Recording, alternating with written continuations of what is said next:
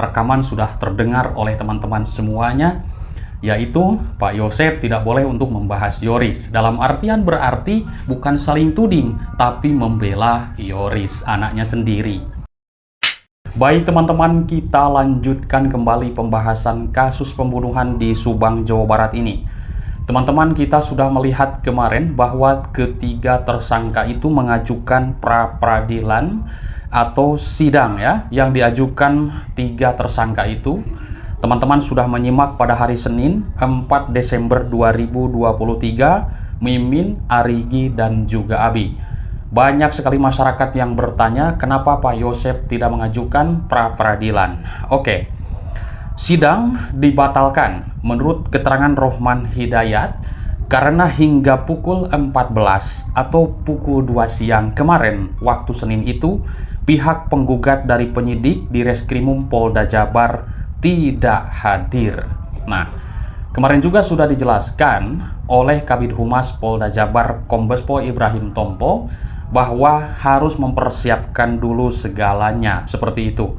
Akibatnya ketidakhadiran tergugat, menurut keterangan Rohman Hidayat, sidang terpaksa ditunda minggu depan atau tanggal 11 Desember 2023 mendatang.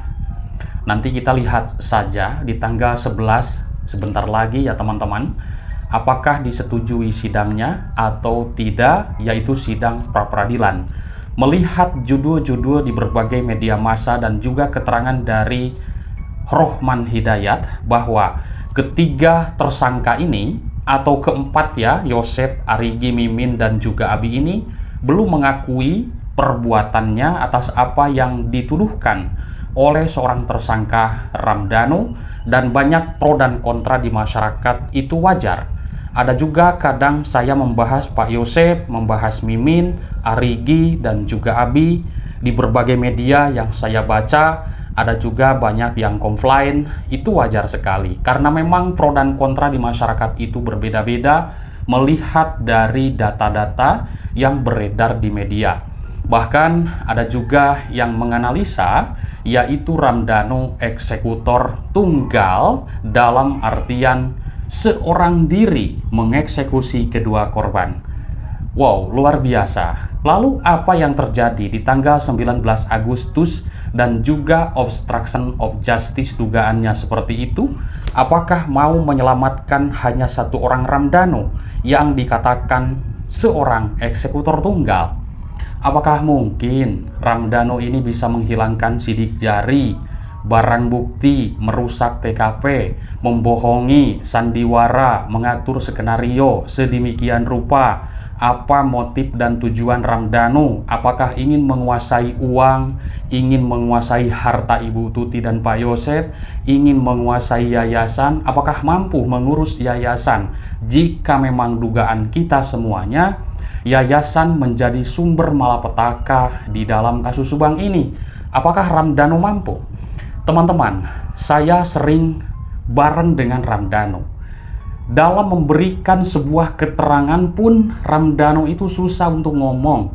Dalam memberikan sebuah pernyataan pun, ya gimana ya, cara berbicara dia itu tidak seperti guru. Bagaimana kalau mengurus yayasan, mengurus sekolah di sana, mempraktekkan berbicara seperti guru menjelaskan sebuah materi? Kalau misalkan Ramdhanu ini punya motif utama ke Ibu Tuti dan keluarga Pak Yosep Hidayat, apakah mungkin eksekutor tunggal hanya seorang diri membolak-balik keluarga Ibu Tuti, teman-teman? Nah, sekarang sudah ketahuan ketika Ramdhanu mengakui kesalahannya dan juga mengakui atas apa yang dia perbuat dalam kasus Subang ini, meskipun dia itu hanya suruhan oleh sang dalang, tapi dia terlibat. Akhirnya muncullah CS-CS-nya disebutkan Yosep, Mimin, Arigi, dan juga Abi. Di situ disebutkannya.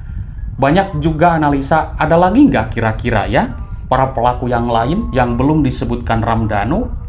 Ya kita lihat saja nanti.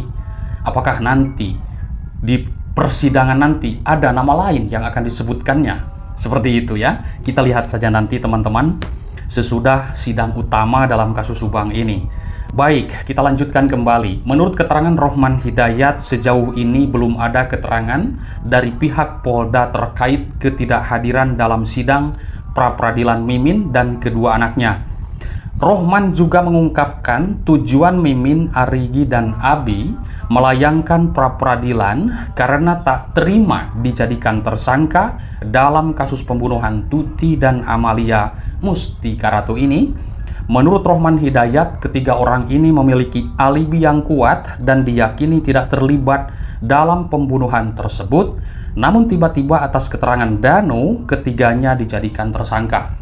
Dalam hal keterangan ini sudah kita mendengar dari keterangan Pak Yosep, dari keterangan Pak Rohman, dan berbagai YouTube yang sudah membahas bahwa Ramdhanu ini dikatakan Rohman itu mengganti nama-nama orang. Seperti itu, Bu Mimin siapa, Arigi siapa, Abi siapa, Yosep siapa, itu tujuannya Ramdhanu menurut keterangan Rohman Hidayat. Lalu siapakah sih sebenarnya kalau bukan Yosep, Mimin, Arigi, dan juga Abi kalau misalkan diganti orangnya oleh Ramdhanu? Bahkan Pak Yosep sering mengatakan ketika kita teleponan atau voice note ya, mengatakan bahwa Ramdhanu itu alur ceritanya sudah benar, tapi perannya yang digantikan. Ayo, siapa sebenarnya? Ini pun menjadi tanda tanya kita semuanya, teman-teman. Karena apa? Meskipun sekarang kasus Subang sudah ada tersangka yang disebutkan Danu 4 orang, berikut dirinya sendiri tersangka pelaku dalam kasus Subang ini, tapi masih banyak lika-liku, rincuk sekali keterangannya. Jadi intinya kita tunggu pengadilan nanti yang akan memutuskan siapa yang bersalah, siapa pelaku dan bukan. Waduh, luar biasa. Dalam kasus Subang ini perang juga kuasa hukum Danu dan kuasa hukum Yosep Hidayat wajar. Pro dan kontra di masyarakat wajar. Kadang saya pun membahas Yosep, membahas Mimin, membahas Danu, Yoris, membahas Yanti, ya kan? Membahas Arigi dan Abi. Ada juga komentar yang komplain, Bang jangan selalu menyudutkan Yosep dong, Mimin, Arigi, dan Abi. Ada yang komentar seperti itu. Sebenarnya bukan menyudutkan teman-teman, tapi saya melihat di media massa, membaca, dan juga melihat gambaran ketika saya dan rekan-rekan turun ke lapangan, informasinya seperti ini, tidak bermaksud menyudutkan siapapun. Kita berjalan sesuai media yang beredar di publik dan keterangan dari pihak kepolisian, diulas kembali seperti itu.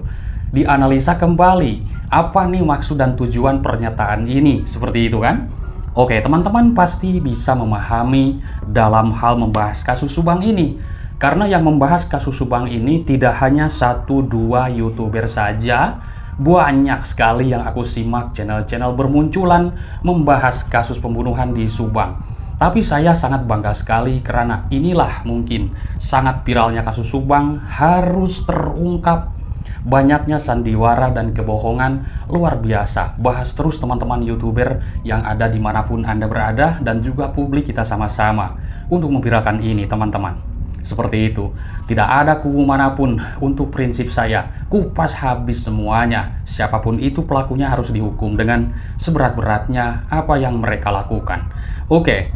Rohman menyebut dalam sidang pra-peradilan untuk Mimin dan kedua anaknya, pihaknya sudah menyiapkan beberapa saksi ahli. Untuk membuktikan ketiga klien kami tidak bersalah, kami sudah siapkan saksi ahli dalam sidang pra-peradilan ini.